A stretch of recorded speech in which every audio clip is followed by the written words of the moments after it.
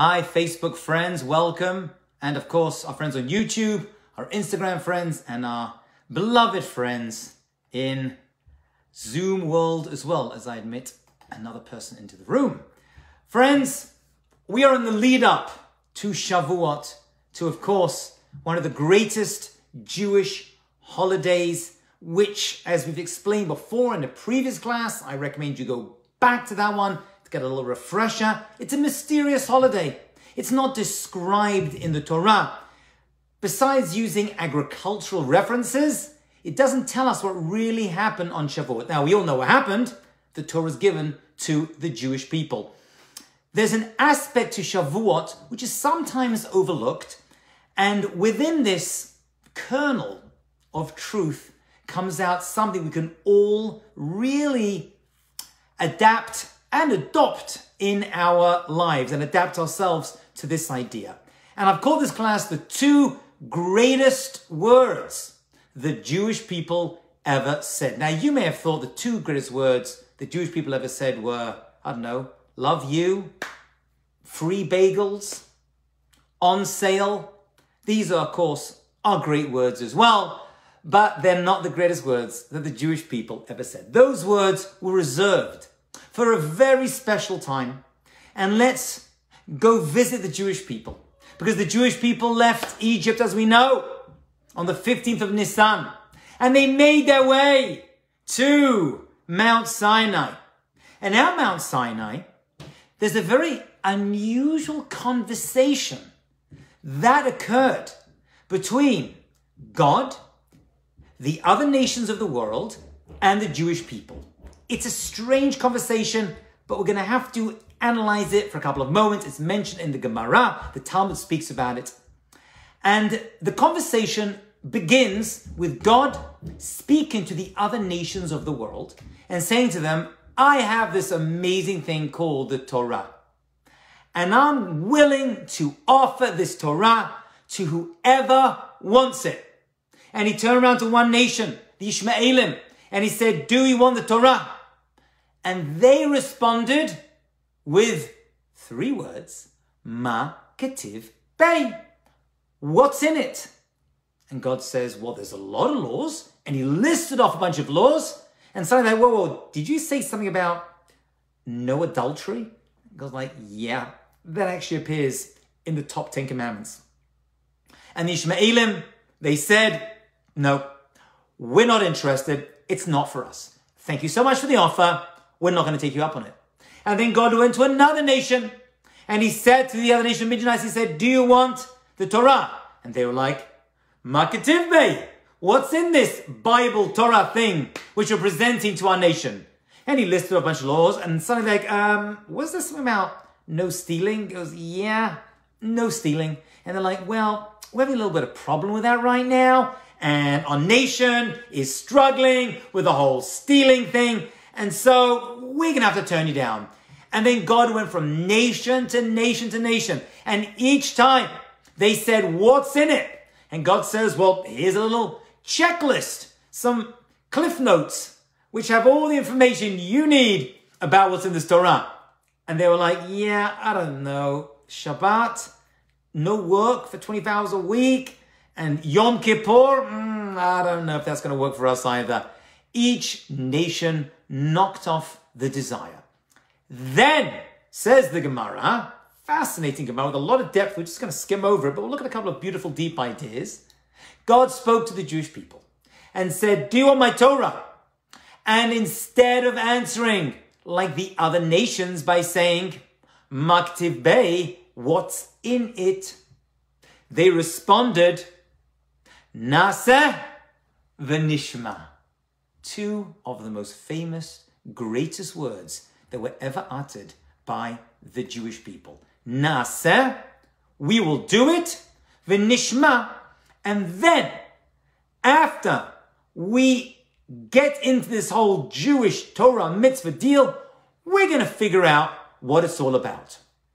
Naseh will do, v'nishma, we will, shema, listen. Actually, the word shema doesn't just mean to listen, it means to understand. Actually, the word shema literally means to gather together. what gathers together all the information we need to know. But right now, we're not interested in knowing why we should do it. We just want to do it. That is the response. First, it's a very strange response. Why would you do that? Why would you buy into a deal you know nothing about? Imagine I walk into your office or your home tomorrow and I say, I have got the most amazing deal for you. This deal, fantastic. You're going to make so much money. I need you to sign a contract with me. We're going to be in this together. And I show you the following. A blank piece of paper with an X on it. And you're like, what's this? I'm like, this is the deal. Here it is. Deal of the century. You're going to love this. And you're like, well, what do you want me to do? I can't see anything. There's nothing on it. I'm like, very simple. You sign over here, put your signature on the bottom of the document, and then I'll go home and I'll fill in exactly what your obligations are to me. What? Are you crazy? Who in their right mind would ever sign a document which has no details in it? That's complete madness. And that, my friends, is exactly what the Jewish people did. They said, we'll sign. We're in. No problem. Nasa, we'll do it. And then you can fill in all the details that we need later. Whatever they are, we're not interested. How do you think God responded to this very unusual response to the offer of receiving the Torah? Nasa v'nishma. OMG! The Gemara tells us that God was like, wow, that is the most amazing response that I received from the Jewish people. He then turned around to the ministering angels and had a conversation with them, whatever that means, and says, who revealed to these people the secret, the raz, the secret of life and the universe, that they were able to accept my Torah without questioning at all what's in it? But the question is still very, very strong. What exactly is going on over here? Why were the Jewish people so eager? Why are these two words so powerful that they have driven us, the Jewish people, for 3,333 years? Because that's how long ago we received the Torah on Mount Sinai. What's going on over here? To answer this, we need to visit someone called Shlomo HaMelech, King Solomon, the wisest of all people. And King Solomon says, you know, the Jewish people are a little bit like the apple in the orchard, the katapuach biyar. We're the apple people. What do you mean we're the apple people? We're green and round and we have a core. What exactly does he mean by that? He says, I'll tell you what it is. You see, the Jewish people have implanted in them, from their very earliest beginnings, something quite unique. And that uniqueness is going to drive us and is actually going to be shared, not just for us and our benefit, but the entire world. What is the secret of the apple? And some say, by the way, King Solomon wasn't referring to an apple. He was actually referring to the original fruit in the Garden of Eden, which was either a fig or probably an etrog, says Tosfot, one of the commentators. It is actually an etrog. And what is that? You see, when fruit come out of trees, usually the blossom comes out first. There it is, those little petals. You've seen the beautiful, look outside right now, you'll see blossoms in trees, and the blossom comes out, and then comes the fruit. That's usually the way it works. Why is that the system? Because the blossom is there. Those little petals are there to protect the new fruit when it starts to emerge from the branch, from the plant. And so before the fruit comes out, a little protection comes, protecting it from the rain, maybe the sun, insects. And so the way God set up the whole production of fruit is first comes the blossom and then comes the fruit. Except, he says, the etrog. The etrog or the apple or whatever fruit we're talking about exactly, that's different. You see, when it comes to these fruits, First of all comes the fruit, and then comes the blossom. And that, says King Solomon, is a very unique trait of the Jewish people. And it goes back to Mount Sinai. We are the Naseh v'Nishma people. First of all, we jump out. We have this amazing faith that eventually it's all going to be good. And we may not fully understand what's going on. And the Nishma part, that will come later. Maybe it won't come at all. But what I'm going to do is I'm going to buy into this system. Naseh. Let's just do it. And then we're going to figure out exactly why. And it's weird for us because you may have seen comedians speak about it. When it comes to Jews and mitzvah, we want to know the exact reasons why we're doing it. Yeah, it's like I heard a comedian talk about, let's say the Jewish people have to deal with Christmas trees. It would just be cutting down a tree and bring it in. What's the height of it? How many branches does it have? Right? Can we use a fake Christmas tree? At what point are we allowed to bring it into our house? Leave it outside? For us, every mitzvah needs so many questions and answers and details. And now we're saying, you know what? Sometimes the understanding isn't what it's all about. The Nishma part is secondary. What we need to do is to commit ourselves to a whole new reality. And that, my friends, is Naseh. We are the people of action. Where did the Jewish people get this from? Where did they learn this? It didn't come out of nowhere. The commentators struggle with this. This great statement, these two of the greatest words, Naseh v'Nishma. And they say, well, it didn't come out of the blue.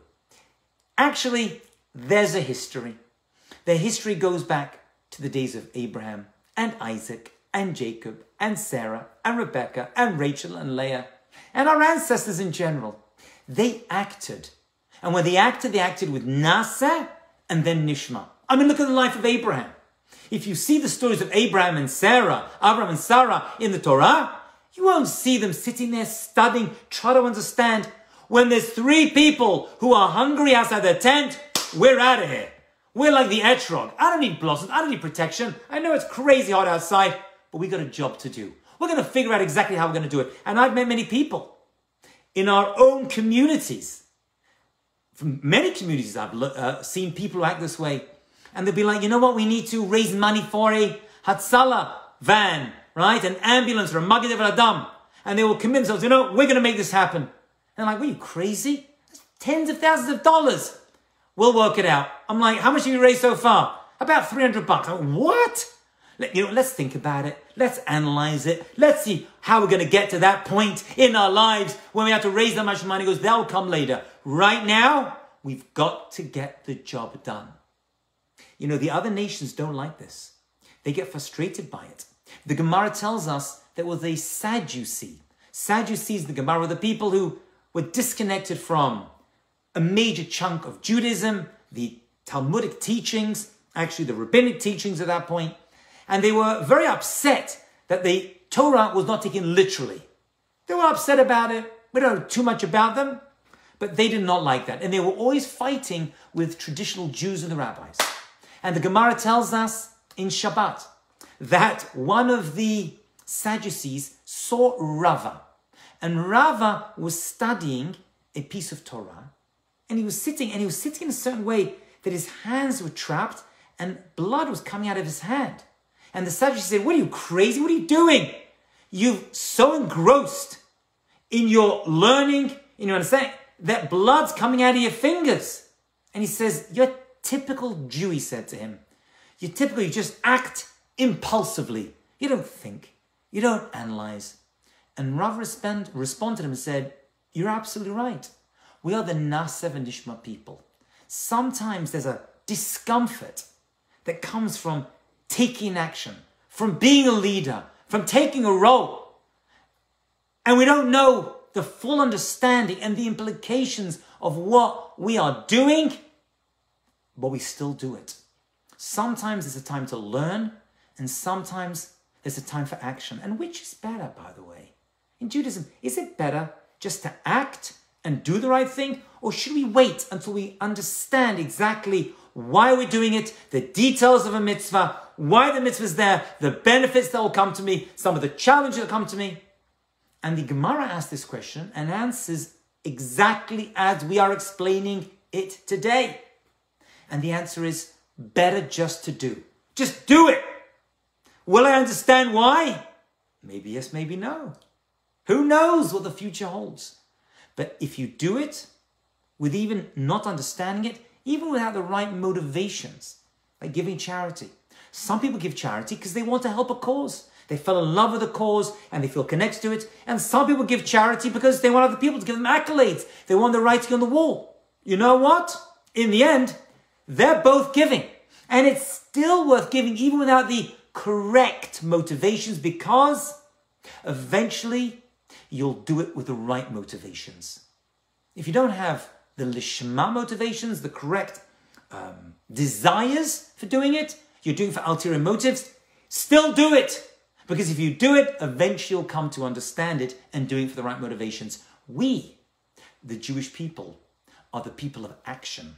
And that, my friends, is the secret that we learn out from these two words. And the entire Torah was accepted based upon this premise. And so when that document came, and it was a blank document, and we were willing to sign our lease on it without knowing the details of it, it showed amazing faith in God.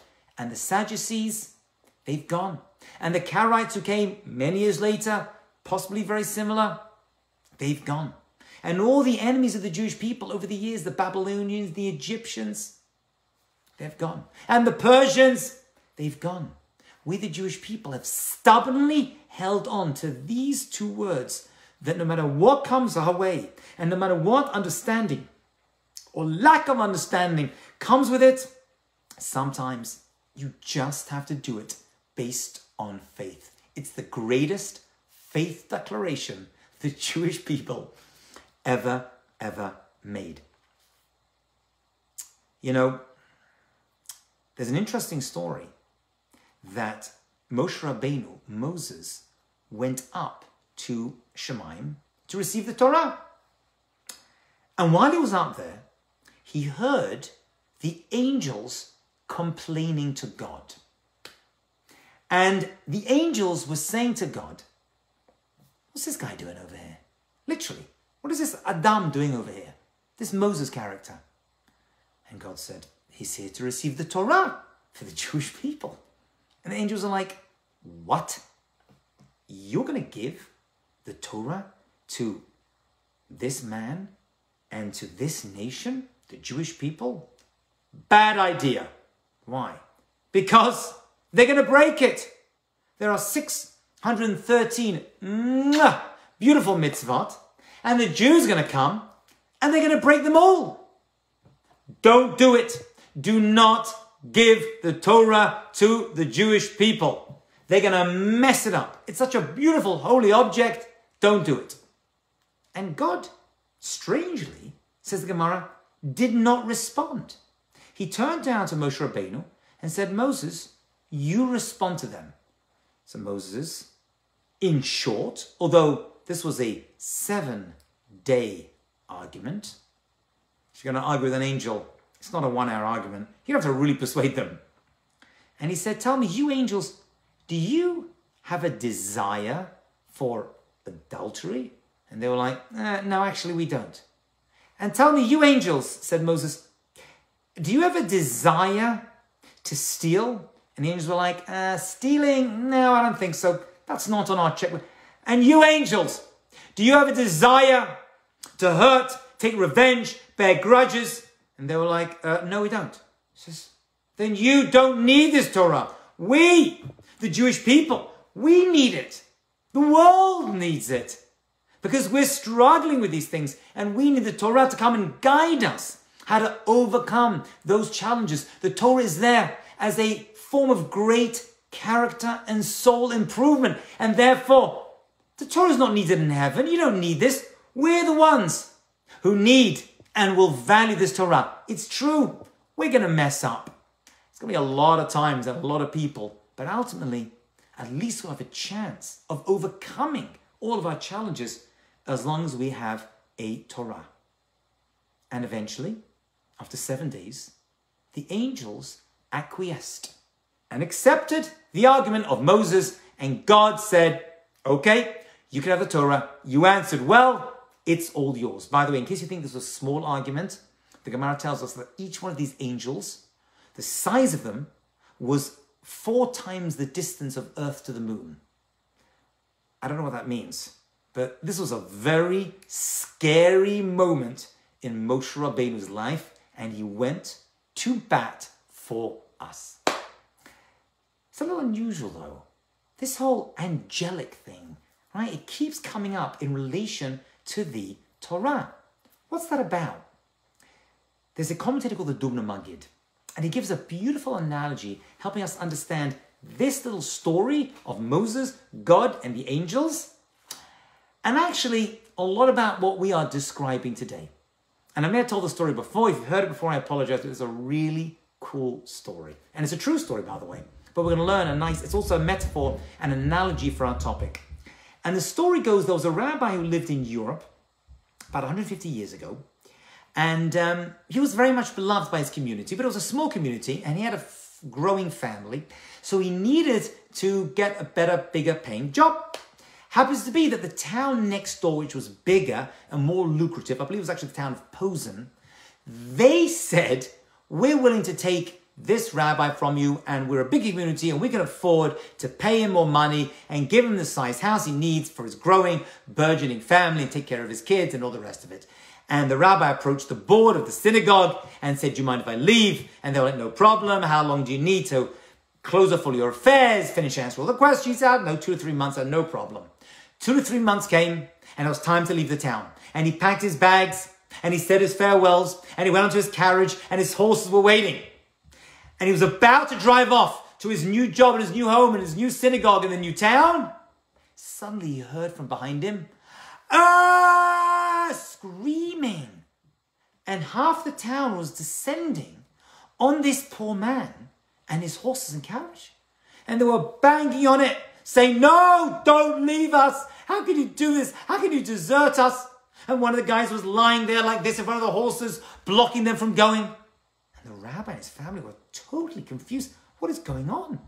They know I was leaving. I gave him notice 2 months ago. Why exactly are they getting so upset and so angry? And so he quickly got out of the carriage and ran inside to see the leaders of the community sitting at the table. And he said, gentlemen, we made an agreement. I'm leaving. 2 months notice, bigger community. You had no problem.